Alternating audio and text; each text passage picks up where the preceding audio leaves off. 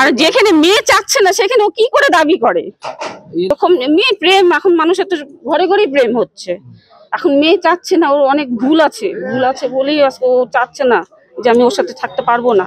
এখন বাড়ি থেকে ওদের আটকা আছে, মেয়েকে ব্রেন ওয়াশ করছে। মেয়েকে বাড়ির লোক তো অভিযোগ করছে যে মেয়ে রাজি না, ওই জন্য ব্রেন ওয়াশ করছে, ব্রেন ওয়াশ করছে মেয়ের।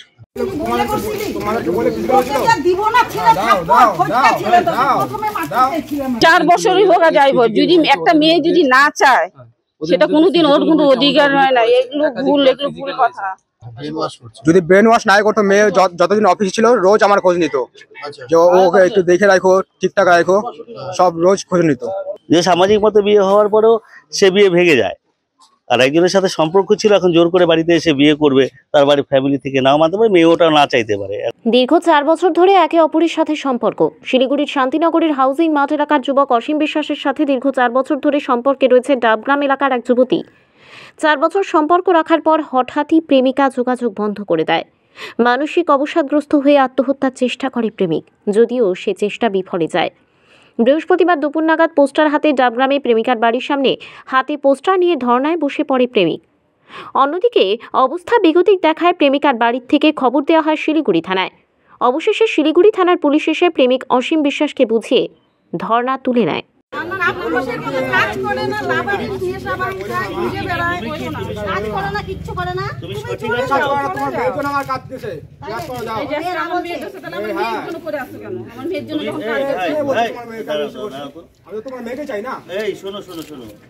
তুমি জোর করে চাইলে তো হবে না।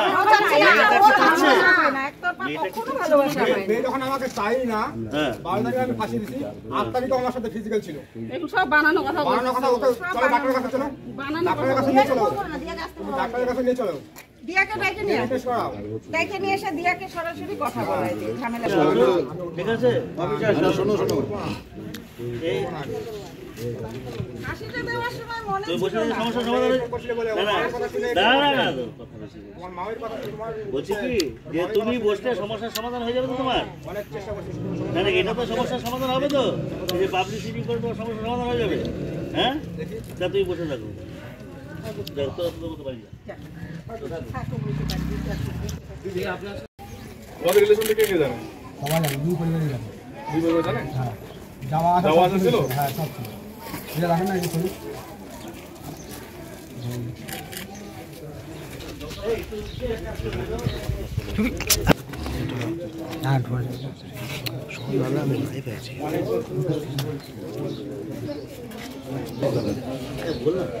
কি ঘটনাটা কি হয়েছে বলো তো? ঘটনাটা হচ্ছে যে মেয়েটা আমাকে মানে জানি না, ওর মামি আমাকে বলতেছিল যে 2 দিন ওকে কল করতে না, তারপর থেকে মেয়েটা আমার সাথে মানে কন্ট্যাক্ট করতেছিল না। মানে দিন থেকে ওটা তো মানে আমি যখন ফাঁসি দিছি তার একদিন আগে, মানে ও ফাঁসি ও ইগনোর করতেছিল দেখে, মানে কল রিসিভ করতেছিল না, আমার সাথে কথা বলতেছিল না। তার জন্য ফাঁসি দিতে হবে?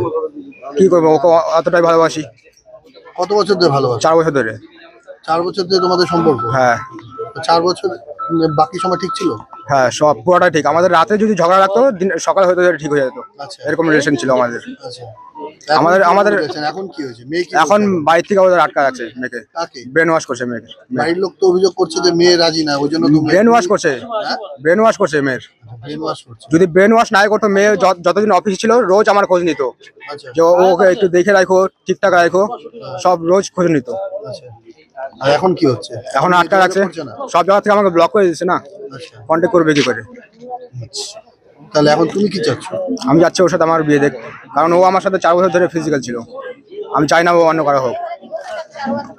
তুমি কি পুলিশের কাছে গিয়েছিলে বা প্রশাসনে কোনো সাপোর্ট দিয়েছো? না, ওরা সেরকম তখন কিছু বলেনি যে আমি ওরকম নেওয়ার মানে তারপরে যখন দেখলাম যে 2 মাস ধরে আমাকে কোনো কন্ট্যাক্ট করে দিচ্ছে না, তারপর আমি লাস্ট এটা যে পদক্ষেপ নিয়েছি। আমার নাম আর আরেকবার বলো। অসীম বিশ্বাস। বন্ধু হিসেবে মিশত। ও যদি বিয়ের প্রতিশ্রুতি নিয়ে রাখে সেটা তো আমাদের কিছু করার নাই, বলেন। আর যেখানে মেয়ে চাচ্ছে না সেখানে ও কি করে দাবি করে? 4 বছরই হোক যাইব, যদি একটা মেয়ে যদি না চায় সেটা কোনোদিন ওর কোনো অধিকার হয় না। এগুলো ভুল কথা। 4 বছর ধরে প্রেম, আপনারা জানেন না? আমি এগুলো ভুল কথা। আমি থানায় যাব। গলায় ফাঁস দিয়ে আত্মঘাতী হওয়া না, সব ভুল কথা এগুলো। এগুলো ওর বানানো কথা, আপনারা বুঝতেছেন না। কি পদক্ষেপ নেবেন? ভালো ছিলেন না। পদক্ষেপ নেবেন এখন? আমি থানায় যাবো এখন, মোট কথায় বাস। আমি যা করবো থানায় পুলিশ নিয়ে করবো বাস। আপনি মেয়ের কে হন? আমি মা হই। আপনার কাছে যোগাযোগ করেনি এর আগে একাধিকবার? কে? মানে ছেলে যে রয়েছে যোগাযোগ করেনি? আপনি কি জানতেন না মানে প্রেমের সম্পর্ক ছিল দুজনের মধ্যে?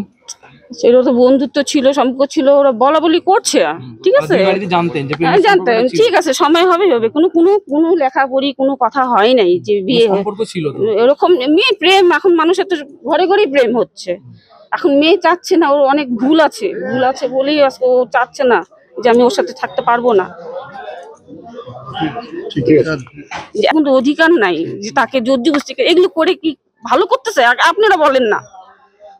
4 বছর তো সম্পর্ক ছিল, সেই ছেলেটাকে একটু আপনাদের একটু কি চিন্তা ভাবনা বলবো? করা উচিত। অনেক চিন্তা ভাবনা করছি। ও হচ্ছে আমার মেয়েকে মেন্টালি টর্চার করতো, আচ্ছা, মানসিক ডিপ্রেশন দিত।